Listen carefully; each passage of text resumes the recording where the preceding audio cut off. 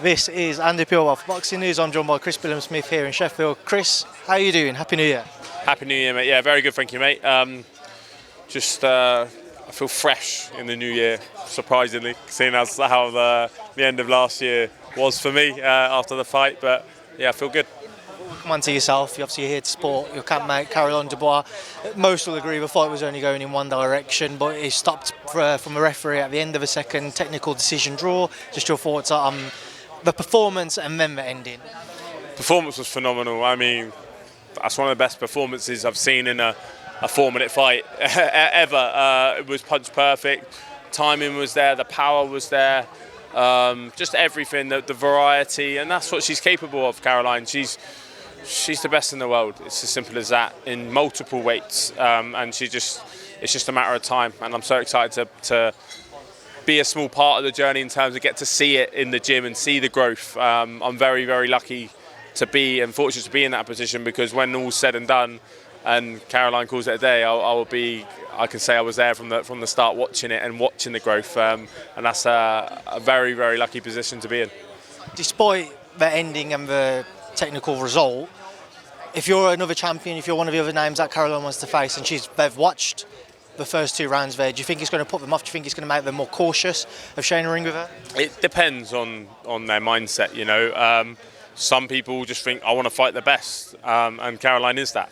So you've got to respect them, you know, okay, I'm going to see. Some people just want to test themselves and push themselves so far until they come up short. And that will, you know, for them, that's Caroline, fight the best and see how they get on to sort of measure themselves where they are in their own ability. But others, it will be the opposite. They'll go, I don't fancy that. I mean, it was a draw, right? So that girl could ask for a rematch, but I don't think she will be. Not after, even after 2 minutes, I don't think she wanted to be in there. Less than that, probably half a minute. And you can't blame her. Caroline's superb talent. Chris, just coming on to yourself, obviously you was able to enjoy that festive period, the New Year period after the fight with Zerdo. So just talk to me about how you're feeling now, reassessing your route back to the top. Yeah, I'm excited. I feel like it's a clean slate in a weird way.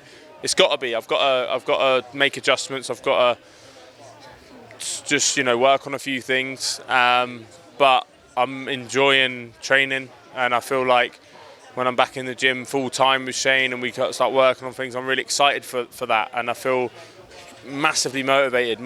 Maybe the most motivated I've ever been in my career. I'm ready to put in endless hours of overtime to get where I need to be to win another world title, and you know, who knows, hopefully one day I can get a rematch with Zerdo. A rematch with Zerdo then, is the intention to stick with cruiserweight? I know there was a few people suggesting is bridgerweight a move, but for you, is it cruiser? Yeah, I don't see, like, there's nothing up at Bridger for me, really. You know, I think and I'm not the best at cruiserweight, so I don't have any right going up in weight when you're not the best at your weight. That's how I see it. I haven't proven that I'm the best at this weight, so I need to prove that. I need to get better, win the belt. So then you can consider those sort of things. But that's a long way away when I'm sat here without a belt. I know it's late in the night, so it might be difficult to try and think off the top of your head, but is there anybody in particular who you think it might be a good fight back?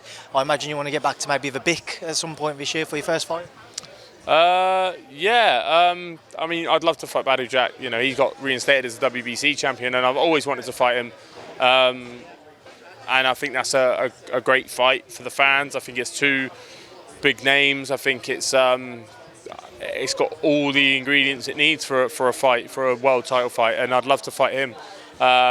He's been ordered to fight Riziki for the belt, so we'll see how that pans out. But yeah, that I'd love that fight straight away. I don't want a warm-up fight. I don't want any of that.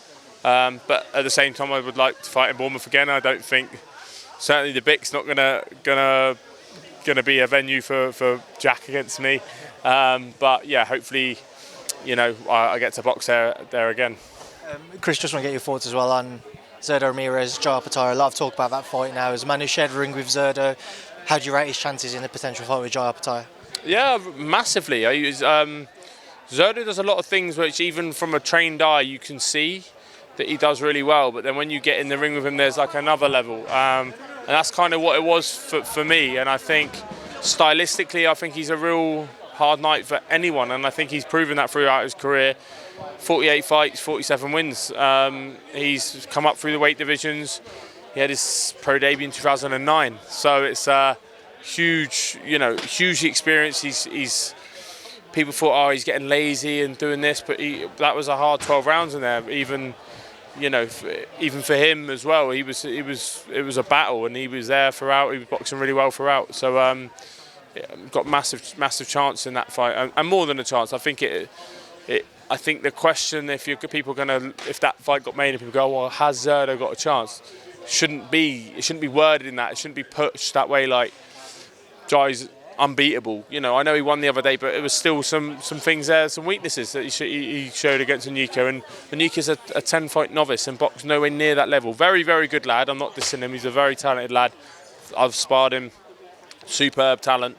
But you have to go through those gut checks, those stages. You can't just jump. Look at Lomachenko. Thought he could just jump straight up to world title level. Lost his second fight. And that's we're talking about one of the greatest fights ever in Lomachenko. So you can't skip levels, and I think that's shown in a few of Jai's opponents, in Jordan Thompson and Nellis Soro. But Jai's done exactly what he should have done with those guys in really good fashion, and got rid of them. Just whilst I've got you, former campmate of yours, Daniel Dubois, has Joseph Parker up next. Get your take on that bout. Yeah, a good fight. Joseph is kind of in a really good form. He's probably the best version of himself, even better than when he was champion. He's got some really good wins under his belt. Daniel the same though. Daniel's in the form of his life, and you're going to put him as favourite against most of the heavyweight division, bar maybe two names. But yeah, a great fight. And I'd pick Daniel, but I just don't know if Joseph's got the power, because Daniel's got a fantastic chin, and that's something he's always shown. He's always had that and shown it when needed to. He's been buzzed a couple of times, but he's got back up with injuries, and he's shown that mettle now to get through the tough times. So a dangerous man. And just last one, the headline for that's Beterbiev Bivol. Just get your take on their rematch. Yeah, I'd Beterbiev winning the first fight fairly comfortably, in terms of I gave him the close rounds. I thought he was pressing the action. A lot of those shots that were hitting gloves are then landing and doing a lot of damage. But yeah, interesting one. It'd be interesting to see how they adapt. Who knows? I think Beterbiev did look flat in the last fight. Is he going to keep sort of dropping, sort of on the downwards curve? Is he? But if he is, then it's an even closer fight. If not, if it was a bad night and he can perform better, then it's he's a superb fighter, and you'd make him favourite. Chris, listen, I appreciate your time. Enjoy the rest of your night. Thanks for speaking to me. I look forward to an announcement soon. Nice one. Cheers, Andy.